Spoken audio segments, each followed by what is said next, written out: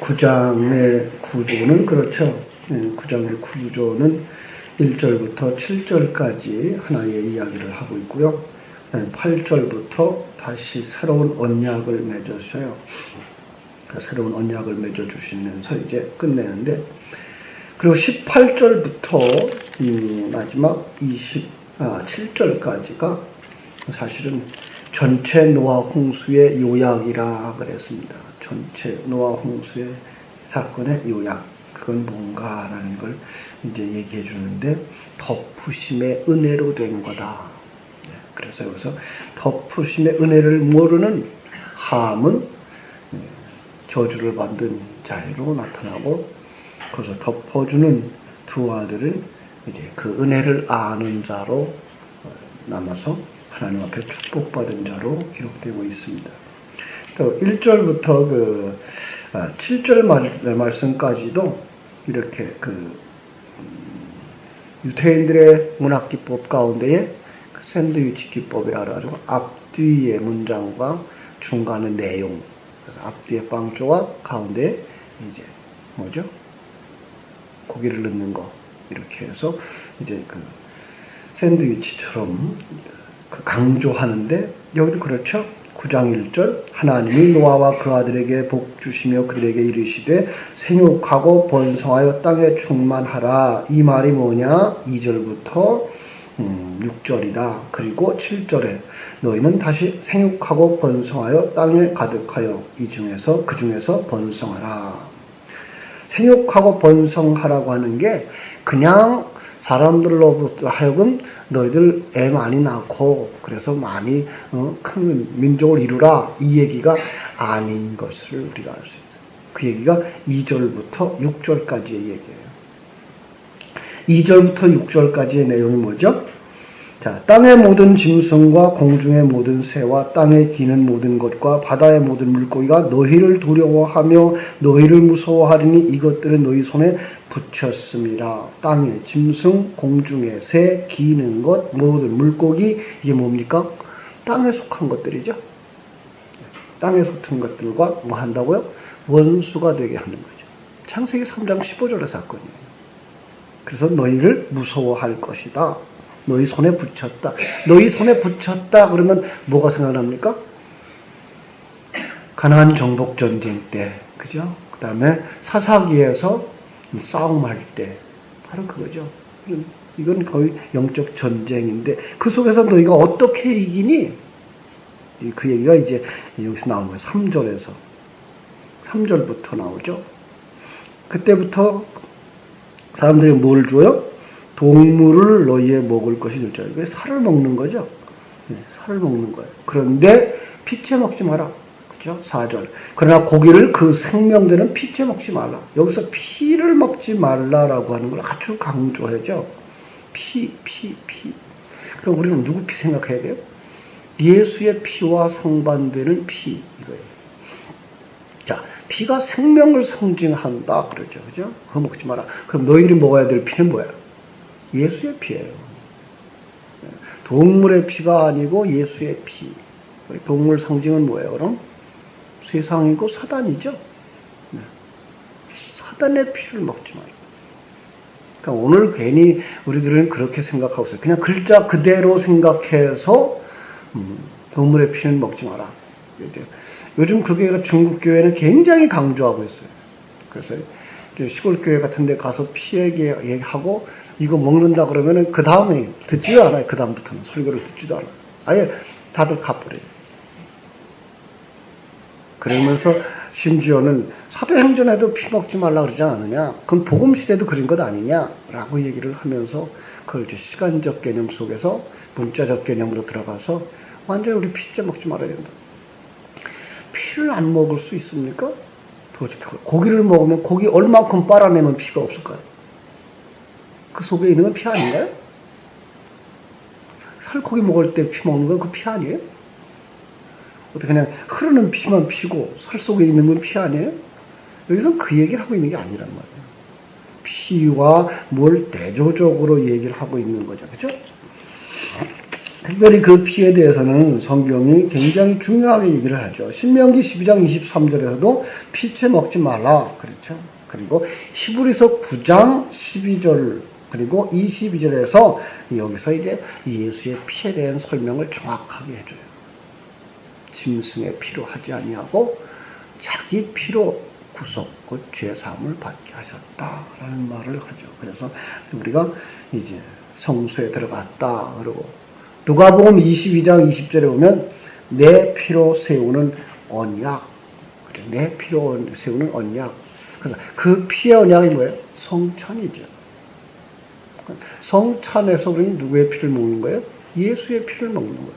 그런데 그 성찬도 우리에게 그 예배 속에 있는 어떤 것의 상징적 행위다라는 것 제가 늘 강조하는데 우리가 먹는 설교 말씀이 이게가 예수의 살이고 예수의 피예요. 우리는 설교를 들을 때 그 속에서 예수를 먹지 못하면, 그죠? 예수 그리스도로 받아들이지 못하면 우리는 설교를 헛들은 거예요. 그래서 성찬이 곧 말씀이에요. 그래서 이제 조직 신학으로 돌아가면 신학으로 좀 얘기를 하면은 신학 속에서 은혜의 방법, 은혜 받는 방법, 그걸 또 이제 세 가지로 보통 평가를 하는데 저는 두 가지로 보거든요. 하나는 뭐예요? 말씀과 기도와 성찬. 이게 은혜의 길이에요. 은혜 받는 방법이에요. 은혜 받았습니다. 그래서 그냥 감동했다는 얘기가 아니고 하나님에 대하여서 가르쳐주고 그 진리를 가르쳐주는 걸 은혜 받는 건데 그 은혜 받는 방법이 뭐라고요? 말씀. 예. 그래서 말씀을 읽는 것도 중요하고 설교를 듣는 것도 중요해요. 그 다음에 기도. 우리가 혹 쉽게 생각하면 기도는 하나님께 구해서 받는 것. 이 정도 생각하고 있는데 제 생각 속에서 지금 뭐라 그래요? 그 신앙의 개요. 신학적인 개요, 그 진리의 내용을 반복해서 묵상하는 것, 이게 기도라고요. 그래야 그게 은혜가 되어지죠. 진리가 알아지죠. 그리고 성찬인데 성찬은 말씀의 형상화예요. 하나님의 말씀의 형상화. 그러니까 성경은 뭘 얘기하고 있는 거예요? 예수 그리스도의 살과 피를 우리에게 주어서 우리를 살리는 얘기를 하고 있다 하는 얘기예요. 그래서 묶어버려요. 그래서 말씀과 성찬은 하나. 그 다음에 기도가 하나. 이것이 바로 우리가 은혜 받고 하나님의 그 뜻을 깨달아 알고 그걸 내 거로 삼는 방법. 마찬가지예요. 그래서 우리는 거기서 하나님 앞에서 그 피로 말미암아 태어나는 것, 그게 생육하고 번성함이에요. 결국은 생육하고 번성하면 모든 사람들이 자손이 번성해서 자식을 많이씩 낳는 그 얘기를 하고 있는 것이 아니라 복음으로, 그죠? 복음으로 한 사람 한 사람을 깨우치고 그들을 얻는 것. 그래서 바울 사도는 내가 너희를 복음으로 낳았다라고 말하는 거죠. 그게 생육하고 번성함이에요. 그리고 그것을 하나님께서 하신다라는 얘기를 이렇게 이제 샌드위치 기법으로다가 우리에게 가르쳐 주는 거죠. 왜 여기서 그 얘기를 하고 있죠? 너희가 어떻게 구원받았는지를 가르쳐 주는 거죠. 그 앞에서 무슨 얘기가 나왔어요? 8장 20절에서부터 22절까지는 21절에서 뭐가 나왔죠? 제물 드림이 나왔죠. 그렇죠? 역시 노아의 방주에 대한 그림이죠. 노아의 방주에서 나와서 정한 짐승의 죽음으로 말미암아 부정한 짐승들이 살아나는 그림이 바로 그것이었다. 그래서 지난 시간에 요나의 표적을 통해서 설명을 했죠. 예수님이 이 땅에서 보여준 표적은 다 요나의 표적밖에 없다. 요나의 표적은 뭐래요? 요나가 죽음으로 배에 탄 자들이 살아난 것이고 요나의 죽음으로 니느웨 백성이 살아나는 것. 예수의 죽음으로 우리 같은, 그죠? 아무런 대가도 지불하지 아니하고 잔악무덕하게 이를 데 없는 우리가 살아난 얘기가 요나의 표적이었다. 요나의 이야기다라는 얘기를 했던 것과 같은 거죠. 너희들이 어떻게 구원받고 번성하는 거야? 예수의 피로. 다른 피가 아니고 예수의 피로 이 얘기를 하는 거예요. 그러면서 또 하나의 언약을 맺는데 그 언약이 뭐죠? 8절부터 17절에 있는 언약, 무지개 언약이죠. 무지개. 참 하나님은요 재미나게 이야기를 펼쳐주고요. 우리로 하여금 늘 기억하게 만드는 어떤 것들을 이제 남겨주고 가세요. 그러니까 세상 모든 것이 진리를 담고 있어요. 자, 여러분들에게 가장 쉽게 얘기하는 진리, 임신부에 아기 갖고 나서 입덧하고 배가 불러오면서 아기를 위해 살고 하는 것이 바로 우리의 진리, 예수가 우리 안에 들어와 있는 모습을 그대로 보여주는 겁니다 라는 얘기를 한 것처럼 무지개도 마찬가지. 여러분, 그럼 하나님이 이 무지개 언약을 맺기 전에는 무지개가 없었을까요? 아니요. 무지개는 안개가 끼고 태양 비치면 언제나 피어오르는 게 무지개예요. 그런데 있었던 걸 가지고 거기에다가 뭐예요? 진리를 담아서 우리에게 주는 거예요. 그런데 무지개가 무슨 모양인지 압니까? 활이에요. 예. 무지개가 활이에요. 너희들이 죽어야 할 텐데 너희들 죽는 대신 내가 죽음으로 너희를 살리는 거다. 이 표예요. 처음 이제 이렇게 들으시면 이게 무슨 소리야 그러실 텐데 잘 보세요. 우리는 마땅히 죄를 지어서 그 활은 우리를 향하여 있어야 되고 우리가 저주를 받아야 돼요. 그런데 우리는 하나도 거기에서부터 벗어날 자가 없어요.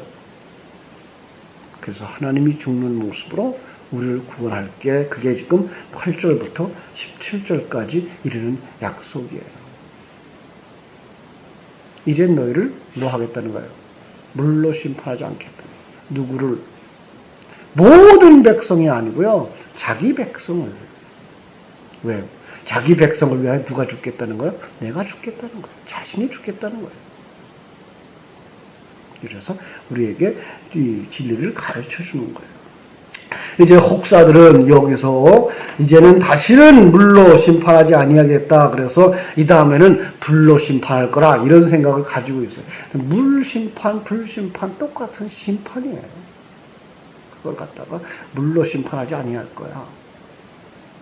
그러니까 이 마지막 시대는 불로 심판할 거야. 모두가 다 하나님의 심판의 상징이지 이 땅에 있는 어떤 것으로 또다시 심판하지 않는다는 얘기죠. 불로 심판한다 그럴 때 그 불은 무슨 불이겠어요? 지옥불이겠죠? 지옥불은 무슨 불일까요? 유황불. 아니에요. 유황불이 영원히 탈까요? 영원히 탈 수 있는 불은 뭘까요? 성령의 불이에요. 성령이에요. 그런 부분에도 이제 사람들이 놀래더라고요. 지옥을 누가 관리해요? 하나님이 관리해요. 비가 오면 살아있는 생물은 싹이 나고 꽃이 펴요. 죽어있는 건 그냥 부패하고 썩어요. 이런 상황이에요.